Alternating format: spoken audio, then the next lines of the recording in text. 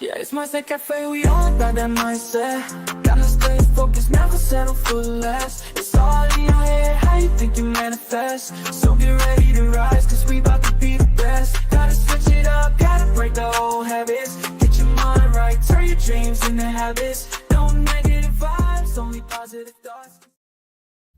What's up, guys? It's your boy Devin, and we're diving into another episode today. So, I want to start off by saying the problem isn't your mindset. The problem is that you keep lying to yourself, right? With positive thinking.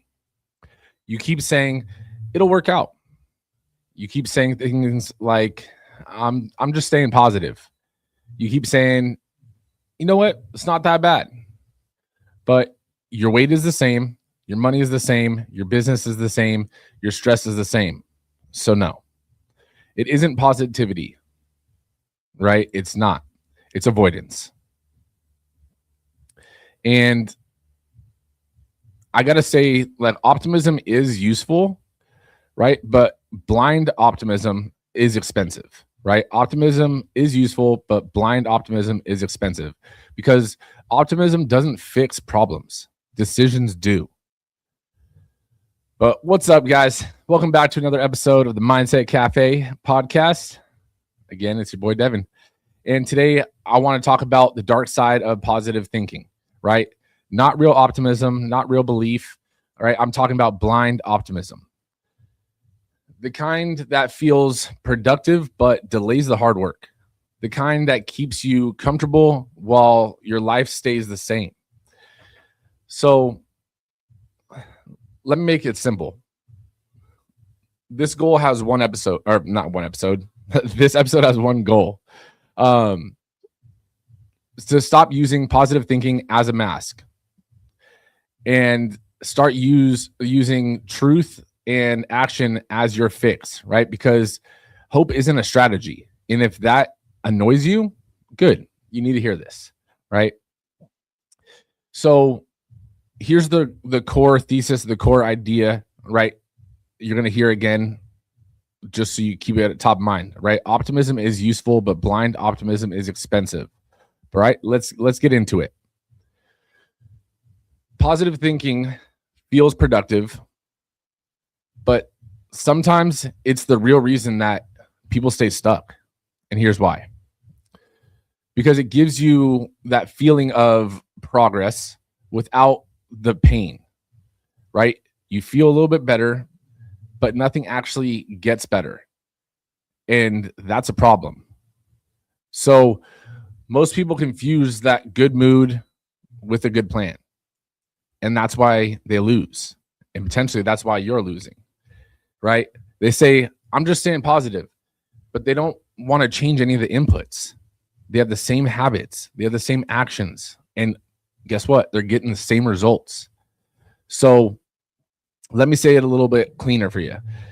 Feeling better is not the same as getting right. It's one mood one is mood, one is execution, right? So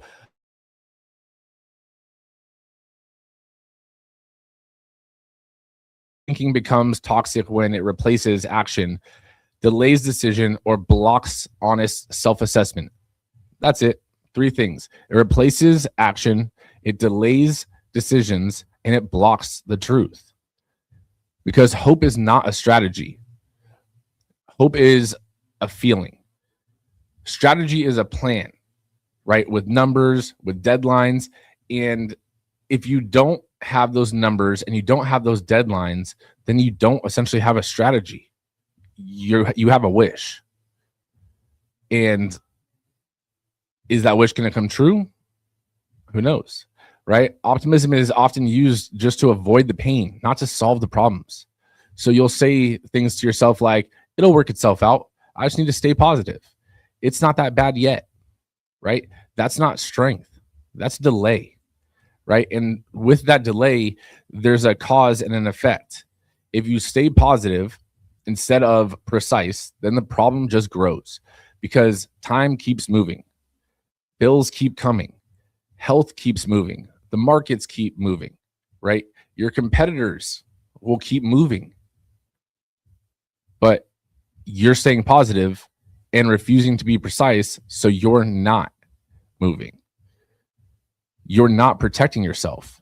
You're just feeding the problem, right? You are feeding the problem by staying blindly optimistic, right? So here's a line for you that's true, right?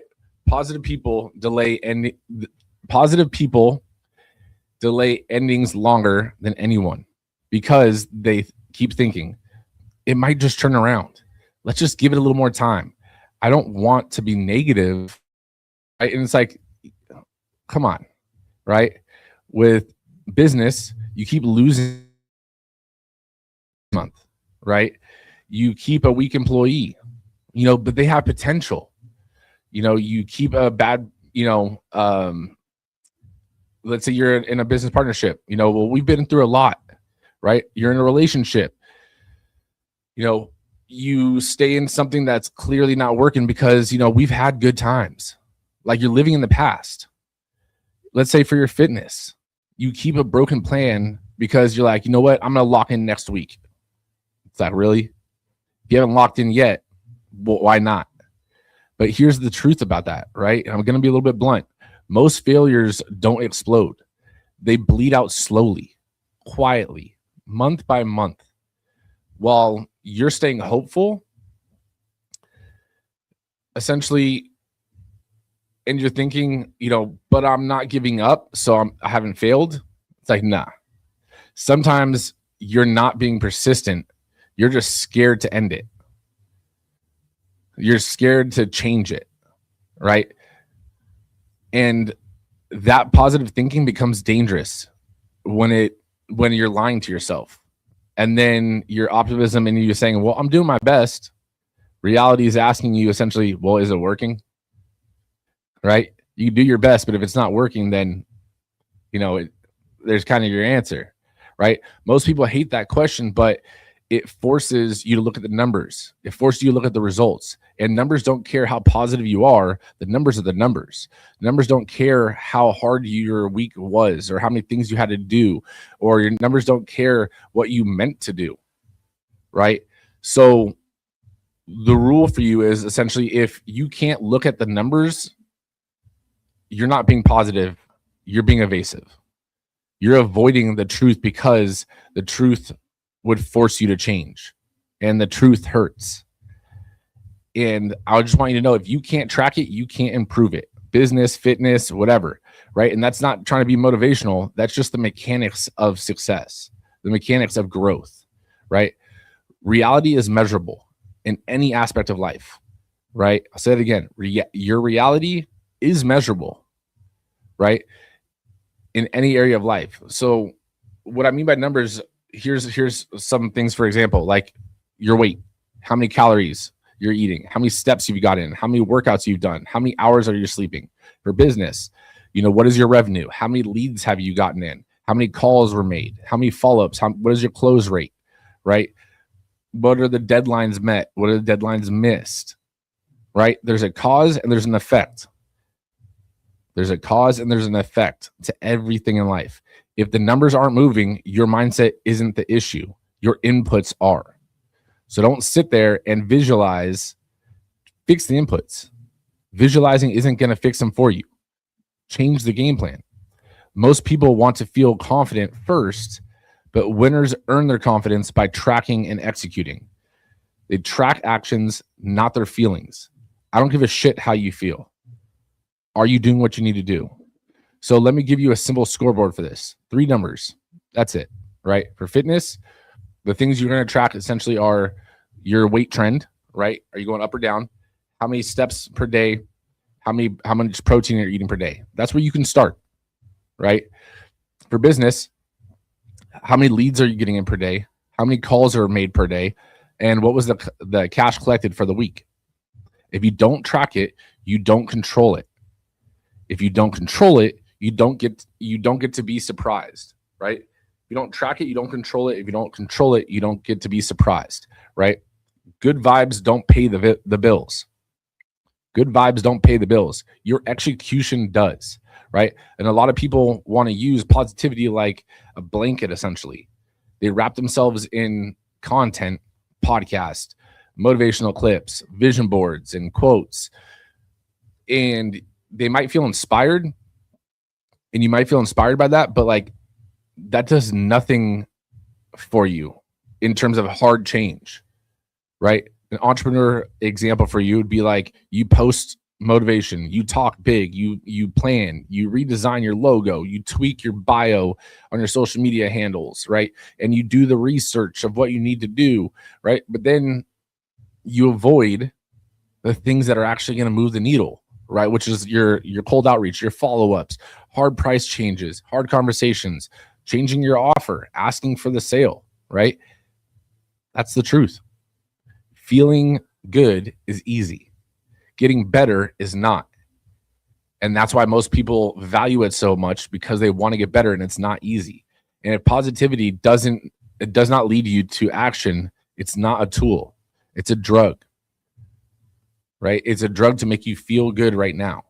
But optimism keeps bad chapters alive, and that's your cost. You keep a business model that's dead. You keep habits that don't work. You keep an identity of you that feels safe, but it's producing nothing. You say, I'm staying positive, but what you're really doing is just avoiding. So I want to give you a little reframe. Endings aren't failures. Sometimes they're upgrades. Sometimes the smartest move is to kill the thing of how you've done it, not because you're negative, but because you're being precise. Just because you've done it one way doesn't mean it's going to work that way forever, right? And a lot of you don't need a new start. You just need a clean ending or a clean transition point, right? So I want to separate the two things, right? I want to separate two things. Optimism is belief that things can improve. Clarity is knowing exactly what must change for them to improve, right? Clarity comes first. Optimism comes after. Clarity comes first. Optimism comes after.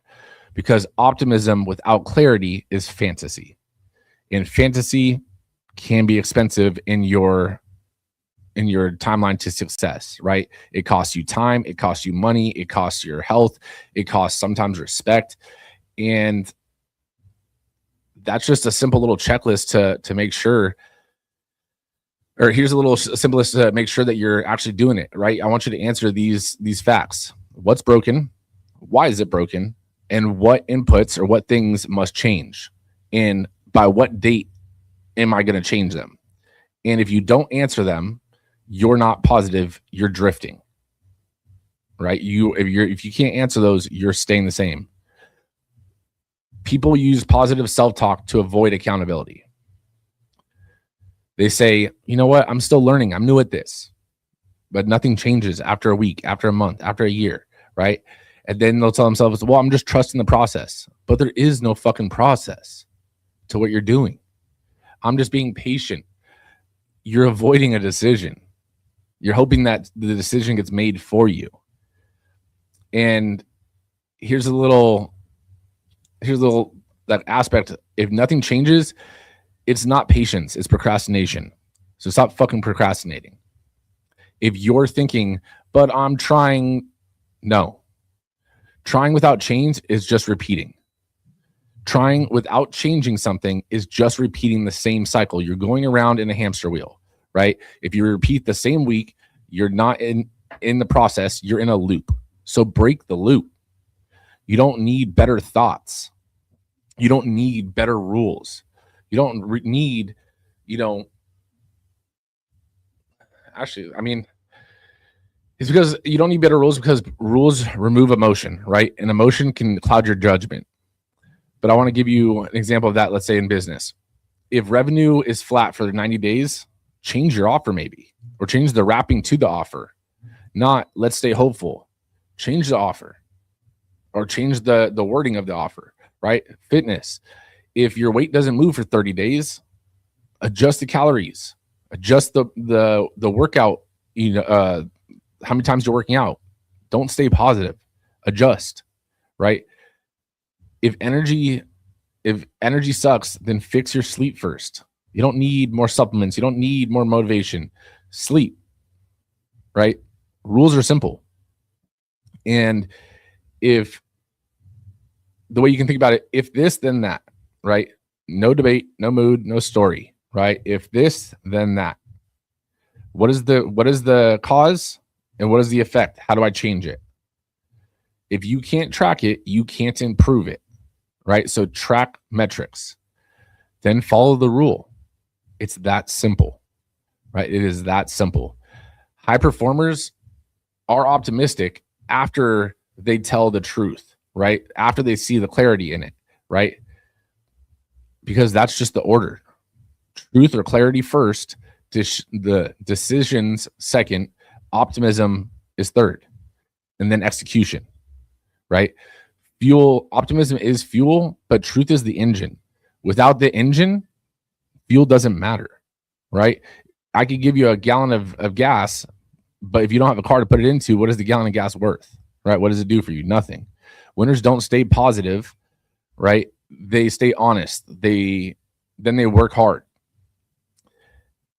And I'll repeat our thesis or our thought in the beginning again. Optimism is useful, but blind optimism is expensive. So I just want to bring that back to like the forefront of your brain, right? But now here's your challenge for the week, right? Pick one of these areas in your life, right? Just one, whether it's your business, whether it's your body, whether it's your relationship, your money, your health, right? Pick one and answer this honestly.